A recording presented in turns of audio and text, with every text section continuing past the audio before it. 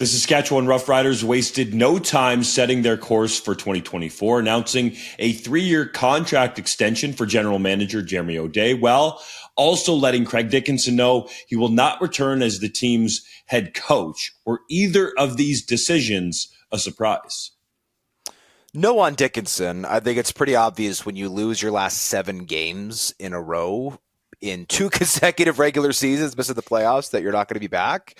The only way that Craig Dickinson stays, I think, is if the Saskatchewan Roughriders successfully petition to move the Grey Cup to Labor Day, since that's when their season has they've stopped trying, at least the last couple of seasons.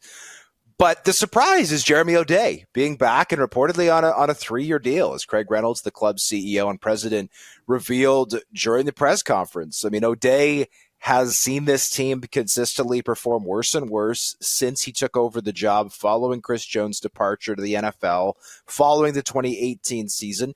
I don't think Jeremy O'Day is a bad general manager by any stretch of the imagination. Craig Reynolds highlighted some of O'Day's successes during the press conference, and yeah, they've made some good draft picks. Yeah, they have had some legitimate, I don't want to use the word excuses necessarily, but they lost their starting quarterback for almost all of 2023, right? Those are things that are going to negatively affect your record that are somewhat beyond your control. And Jake Dolegala, it should be said, played relatively well, at least for a young backup in 2023 when tasked as being the starter. But this is not a circumstance where you'd have to fire O'Day and eat 1 or 2 years of a big salary. He was on an expiring deal, right? That was what made the change so easy. And talking to people around the league, some of whom would have likely been candidates for that job in Saskatchewan had the GM position came open, a lot of people are surprised to see not only O'Day back, but back on such a long-term contract. That's the shocking thing to me, Hodge, is that 3-year deal. And it remains to be seen what the structure of that is. Maybe it is a 1-year deal with team options. And I know that people will say in response to this that, well, if they wanted to get a top head coaching candidate, they needed to have a GM in-house that had some tenure, that had some insurance, because nobody's going to come and work under a lame duck.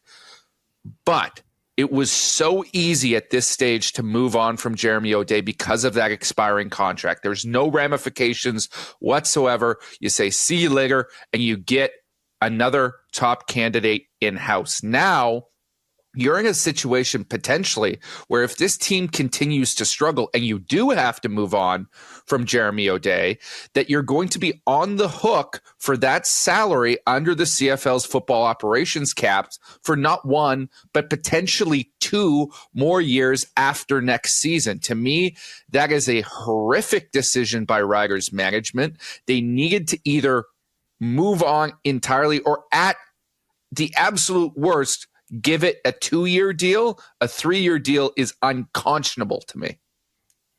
There's so many directions to go here, fellas, so I'll try to keep it concise. First of all, Brendan Taman, as Joel Gasson pointed out on 3downnation.com, won a Grey Cup, and he got whacked. He got nowhere near the amount of runway that O'Day has gotten, so it's very clear that O'Day and Craig Reynolds are tied together.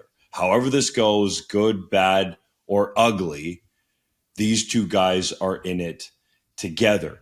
The most interesting part to me, guys, is not necessarily to do with the Roughriders. It has to do with the Winnipeg Blue Bombers, who have Kyle Walters, their general manager, on an expiring contract of his own. And there were people behind the scenes that thought this would be easy. The Roughriders would move on from O'Day, bring in the Prairie rival general manager in Walters, and make a big splash and go from there.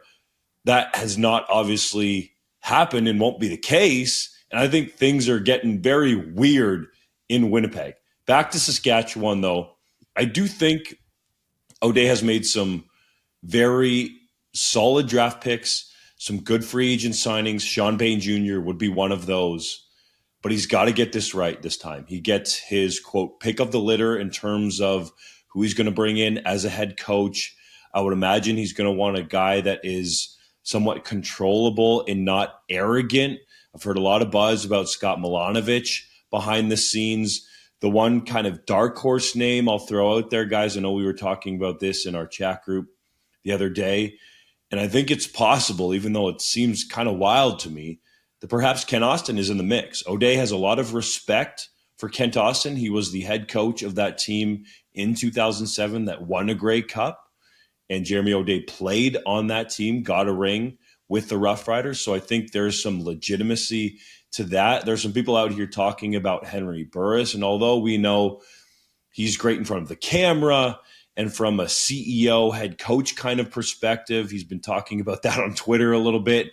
He would probably do pretty well. I think he needs some more seasoning as a coach before he jumps into a role like that. So those are just a couple of names. There's going to be some other obvious ones out there, both guys in Toronto, Pete Costanza on the offensive side of the ball and Corey Mace on the defensive side of the ball. I've talked to some people that felt like Mace interviewed very well last year and who also believed that he would get along with Jeremy O'Day. And this is what it ultimately comes down to in terms of hiring the next head coach of the Saskatchewan Roughriders. It's going to be a guy that O'Day really likes, respects, or gets along with very well, jives quickly with in the interview process. I've got my list of 6 candidates up on 3 down. A quick Google search will bring that up, or just go directly to the site. You'll see it. But here's the thing. There's a lot of hand-wringing going on in Riderville right now. That stadium was maybe half full. I know the official number, like tickets sold, was like 24,000 or whatever. But it was a gorgeous day when they hosted the Toronto Argonauts. It was beautiful weather on the prairies. It's not the cold, frigid, late-season, regular season game that we always tend to see in Regina, in Winnipeg, whatever. It was gorgeous weather. And the Riders would have had a decent shot of making the playoffs if they won that game, right? If they win, that means Calgary has to beat Winnipeg this week to make the playoffs. Now, the Bombers are likely going to be sending a bit of a skeleton crew to Cowtown this week, but Winnipeg's twos are still pretty good. So my point is the Riders had a chance, a very reasonable chance. One could even argue a good chance of making the playoffs with the win. And half the people who are normally in that building stayed home. I talked to people who were there. They estimated somewhere between 14 and 15,000 were in the stands, judging by the eyeball test in person. That's basically 50% capacity for that building. And I believe the people who stayed home, they didn't stay home to avoid the cold. They didn't stay home because the team was to go to the playoffs. Because, again, they were postseason eligible at that time.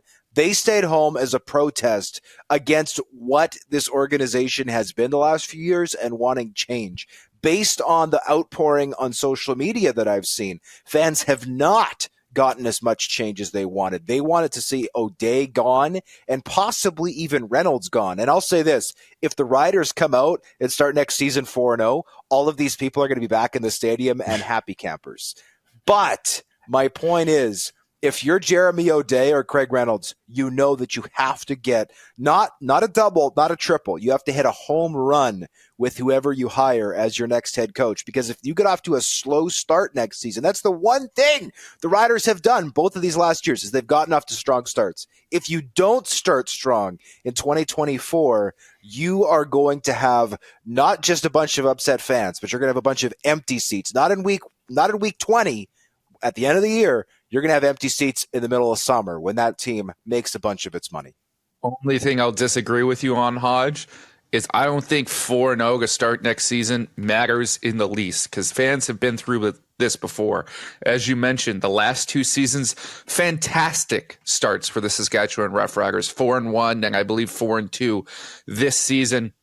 Hot starts, they looked like contenders, and then it all fell apart. This team needs to finish, and this team needs to win playoff games for fans to get back on board. I don't know if just changing Craig Dickinson will be enough.